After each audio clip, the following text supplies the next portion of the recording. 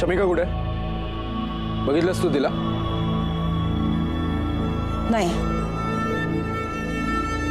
जाऊन जाऊन जाणार कुठे? अनारकली जाणार सलीमकडे. शमिका माझी बायको आहे. वायफी कुठे आहेस तू? जय,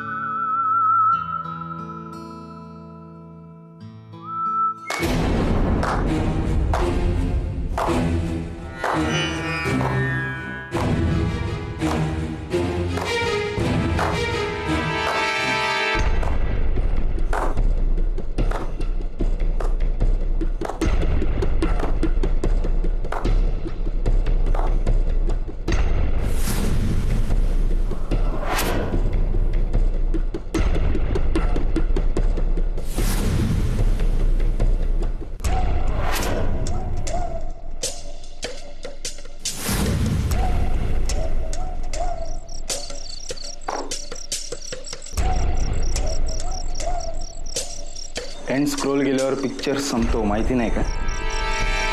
नवीन सीन कुठून चालू केला? बाकी तुमच्या हिंतीला दाद दिली पाहिजे. चोरी चुपके तुमचा रोमॅन्स अजूनही चालूच आहे. चांदण्या रात्रीत आधीही चालू होतं, आठवतं? वाईफी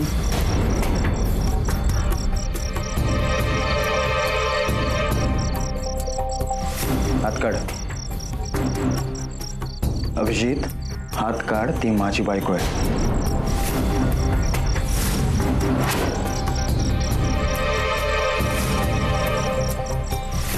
हो, शेवटी तिला अंगठी घातलीच. काढ ती रिंग.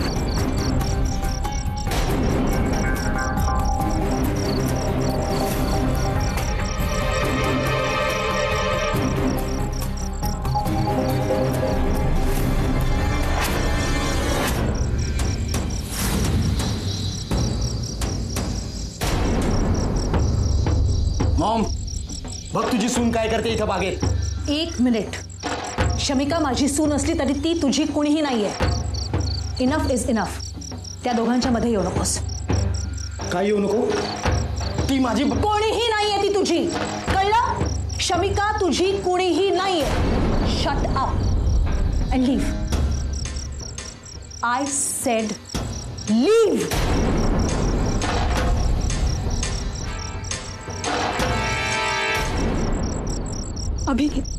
अभि मला नाही राहायचं रे इथे.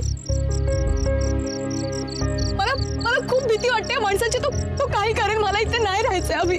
अभि प्लीज प्लीज अभि. त्या प्रॉपर्टी पेपर्सवर शमिकाची सही घेणं आणखीन कठीण होणार. She is decided. She is not going to stay here.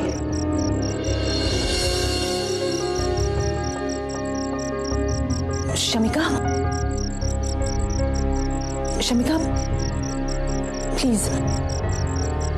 हे बघ, आज जयनी जो काही तमाशा केला त्याबद्दल मी हात जोडते तुमच्या समोर. मला माहिती आहे माफी मागणं म्हणजे स्टुपिडिटी आहे, पण प्लीज माझं म्हणणं ऐकून घ्या. शमिका, मला मान्य आहे की जयनी अक्षम्य गुन्हा केलाय, पण त्याच्या या घाणेरड्या वागण्यामुळे तू टोकाचं पाऊल घेऊ नकोस. अगं, माझं घर सोडून कुठे जाणार आहेस तू? एवढी रात्र झाली आणि अद्याप प्रश्न फक्त आज रात्रीचा नाहीये. नंतर सुद्धा मी का राहून देईन तिला तिथे? अजय कधी कुठून उगवणार तिला म्हणणार तू माझी बायको आहेस आणि माझा जीव तिथे सतत टांगलेला नाही. सॉरी. मला पटतंय तुझं म्हणणं, पण मी काय म्हणते ते जरा ऐकून घेतोस? हे बघ, शमिकाला राहू देत माझ्या घरी. मी काळजी घेईन तिची. I give you my word. I assure you की जय शमिकाच्या नखाला सुद्धा स्पर्श करणार नाही. बिलीव्ह मी. आणि अरे, आज जयनी जो काही तमाशा केला तो फायनली आपल्या घरात घडला. घरातल्या 4 भिंतीत घडला, आपल्याच माणसांसमोर. पण शमिका जर का दुसरीकडे कुठेतरी राहायला गेली आणि जयनी तिथे जाऊन तमाशा केला तर? अरे माझ्या घरी काही झालं तर मी त्याला थांबवू शकते, तू आहेस, तू त्याला थांबवू शकतोस. पण दुसरीकडे शमिका राहायला गेली आणि तिथे जाऊन जयनी तमाशा केला तर तिथल्या सगळ्या आजूबाजूच्या लोकांच्या समोर, तिरायतांच्या समोर शमिकाची काय किंमत राहील? नाही Abhi, don't do this. Shamika please घर सोडून जाऊ नकोस. अरे तू काही 24 तास जयवरती नजर ठेवणार आहेस का? माझं ऐका, माझ्या घरी राहा. अभि, मी तुझी आत्या आहे. माझ्या डोळ्यांसमोर तू लहानाचा मोठा झालायस. शमिका मला मुलीसारखी आहे, तुझी होणारी बायको आहे. I promise you. शमिका तुझी ठेव म्हणून माझ्या घरी राहील आणि मी जपीन तिला. प्लीज. ठीक आहे आत्या, मी आपल्या नात्याचा मान राखतो. माझा पूर्ण विश्वास आहे तुझ्यावर. शमिका तुझ्याचकडे राहील.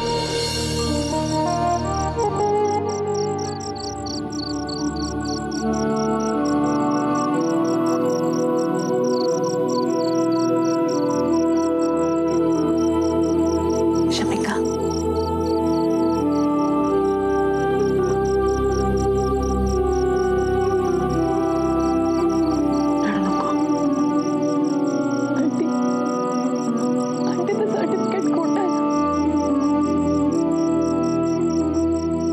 शमिका,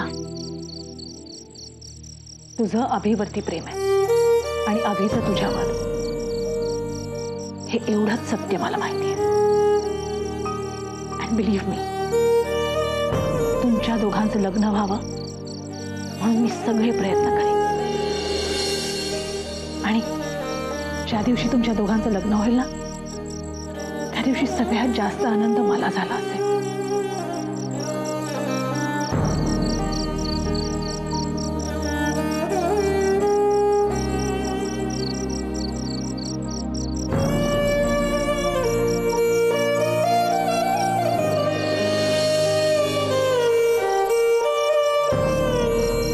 शमिका, तुम्ही दोघंही मला खूप जवळचे आहात, पण शेवटी जय माझा मुलगा आहे. तुमच्या दोघांचं प्रेम की जयचं फ्युचर? काय करू, कुणाची मदत करू, मला काहीही सुचत नाहीये.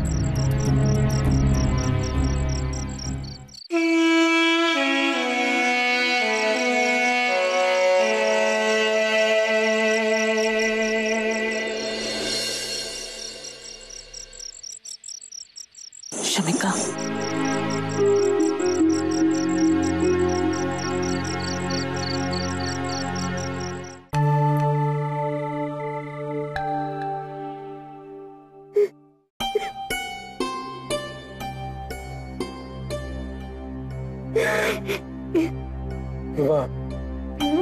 नको रडूस. अगं रडणं हा काय उपाय का त्याच्यावरती?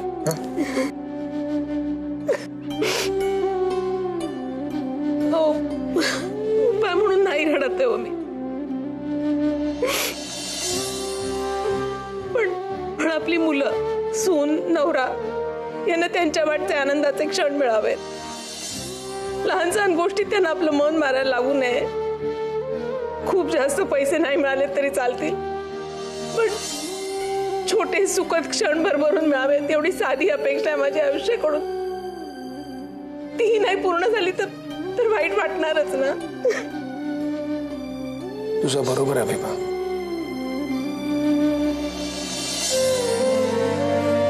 जे काय झालं ते बरं नाही झालं. शेवटी आपण मध्यमवर्गीय आहेत. आपल्या आयुष्यात सहसा अशा गोष्टी होत नाहीत. तुला वाईट वाटणं स्वाभाविक आहे. शिवाय आता आपलं वय असं आहे ना की आपल्याला वाटतं की आपण मोठे झालो, सगळं कळतं आपल्याला. आपल्याला काय होणार, जग पाहिलंय आपण. 4 पावसाळ्यांचा अनुभव आहे आपल्या गाठीशी.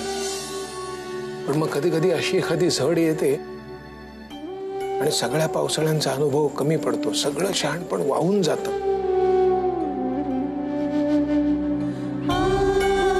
असं वाटतं अभिच्या नशिबात निर्भय आनंद लिहिलेलाच नाहीये. कुठलाही प्रॉब्लेम असला की अचूक त्याचा पत्ता शोधत त्याच्यापर्यंत पोहोचतो बघ. शमिकाचा विचार कर जरा, तिला काय वाटलं असेल. एक तर तुम्हा बायकांना आमच्यापेक्षा जरा जास्तच हौस असते नाही का, त्यामुळे एखादा डाव मोडला ना की तुम्हाला जास्त दुःख होतं. आणि शमिका तशी आहे मोठ्या घरातली ग, पण तुझ्यासारखी आहे ती. आयुष्याकडनं फारच्या अपेक्षाच नाहीत तिच्या. एक चांगला संस्कारातला मुलगा आपला नवरा असावा, त्याचं घर, त्या घरातली माणसं, घरातल्या सवयी, त्यांची वळणं सगळं आपण स्वीकारावं आणि त्यांच्या बरोबर आयुष्य काढावं, एवढीच अपेक्षा आहे तिची. त्यालाच धक्का बसला. काय झालं असेल तिचं, तिनं काय करायचं सांग. तुम्ही तरी सांगा ना, काय चुकलं आपलं, का आपल्या मुलांच्या आयुष्यात असं घडतंय. काय सांगणार मी.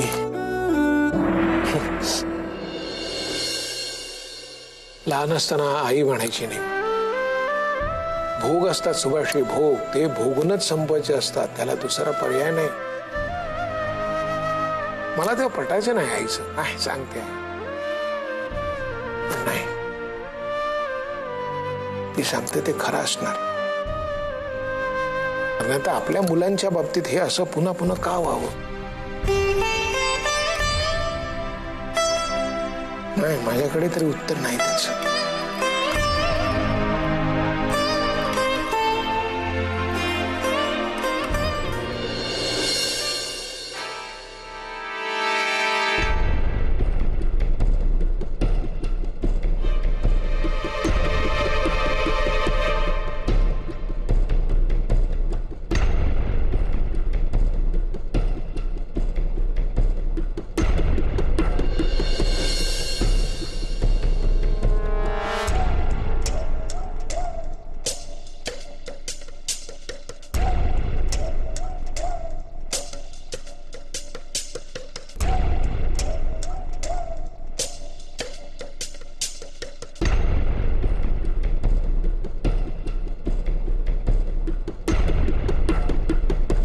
शमिका,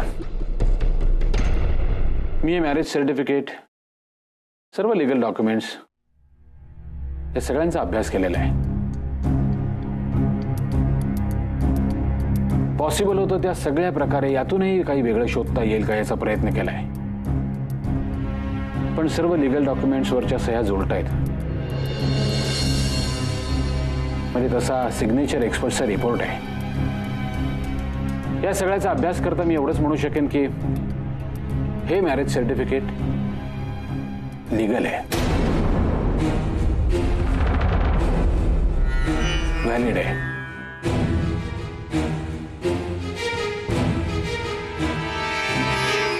ऑथेंटिक आहे.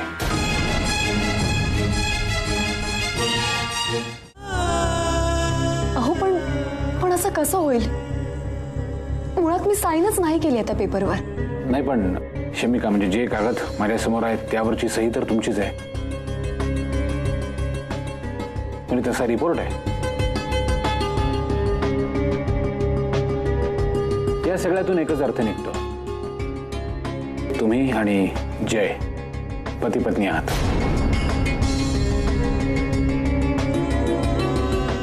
सध्या तरी या सगळ्यातून बाहेर पडण्याचा एकच मार्ग मला दिसतोय, तो म्हणजे तुम्ही जय प्रभू यांना डिवोर्स द्या.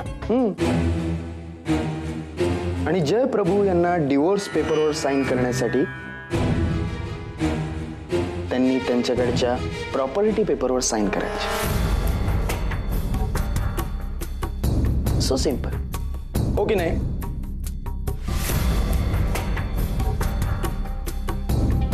पण समजा शमिकाला सही करायचीच नसेल तर आपल्याकडे दुसरं काही ऑप्शन नाहीये का साहेब. हे सगळं तिला फसवून केलंय त्याने.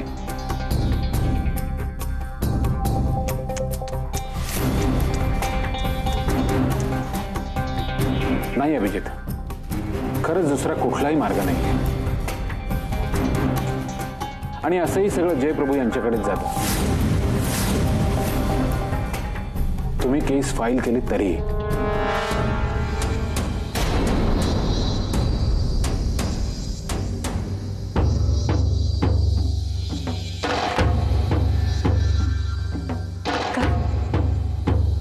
सगळं जयप्रभूंकडे जातं म्हणजे मला कळलं नाही काही. मिस शमिका, तुम्ही कधी तुमच्या वडिलांचं बिल रेफर केले, कधी वाचले?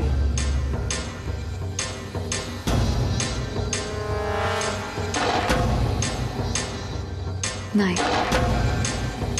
शमिका राजे 22 वर्षाच्या होण्याआधी जर का त्यांचा विवाह झाला तर त्यांच्या प्रॉपर्टीवर फक्त त्यांच्या पतीचा हक्क आहे.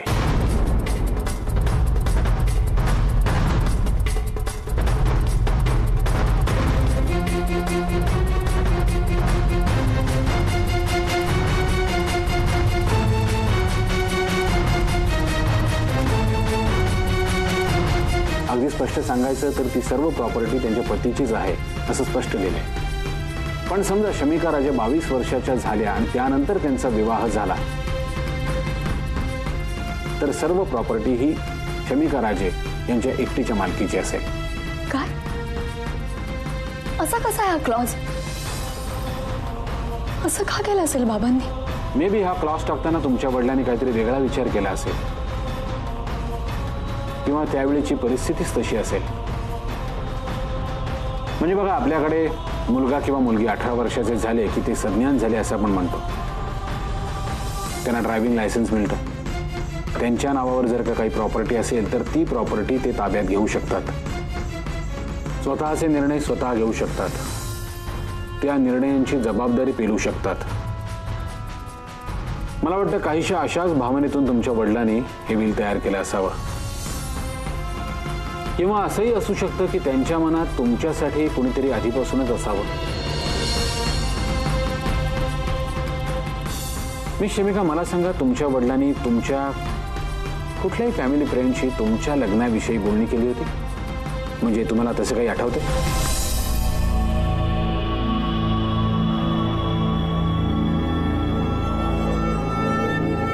मला माहिती नाहीये, पण असं का विचारताय तुम्ही? कारण अशा केसमध्ये बिल करणाऱ्या माणसाला पक्क ठाऊक असतं, लग्न जरी लवकर झालं तरी आपली मुलगी नेमकी कुठल्या घरात जाणार आहे. अशा परिस्थितीमध्येच अशा प्रकारे बिल केलं जातं.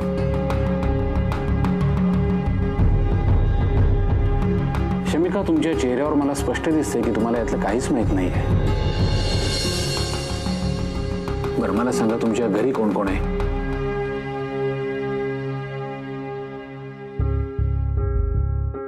आई आणि एक बहीण आहे माझी. अच्छा. नाही, पण त्यांच्या नावावर काहीच नाहीये. सगळी प्रॉपर्टी तुमच्या एकटीच्या नावावर आहे.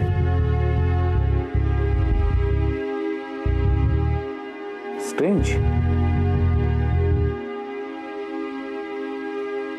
एनिवेज, तो तुमचा पर्सनल विषय आहे.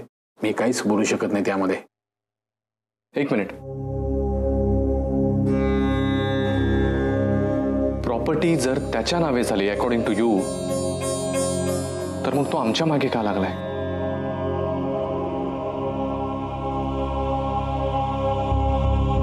कारण फॉर्मॅलिटी पूर्ण करण्यासाठी शमिका मॅडमच्या एका छोट्याशा सहीची गरज आहे. बस, खूप झालं आता.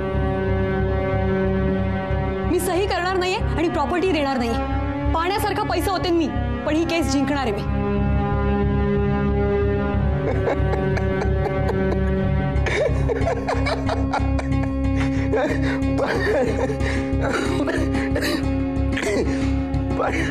अगं, पाण्यासारखा पैसा ओतण्यासाठी पैसा असला तरी पाहिजे. काय? पैसा आहे माझ्याकडे. आणि तुला का माझी एवढी काळजी? तुमच्या डॅडच्या बिलमुळे. तुमचं जयशी लग्न झालेलं आहे, पण तुमची एक सही बाकी आहे. त्यामुळे ही फॉर्मॅलिटी पूर्ण झाली असं मानता येत नाही. जोपर्यंत तुम्ही सही करत नाही तोपर्यंत तुमचे अकाउंट्स होल्ड केलेले आहेत.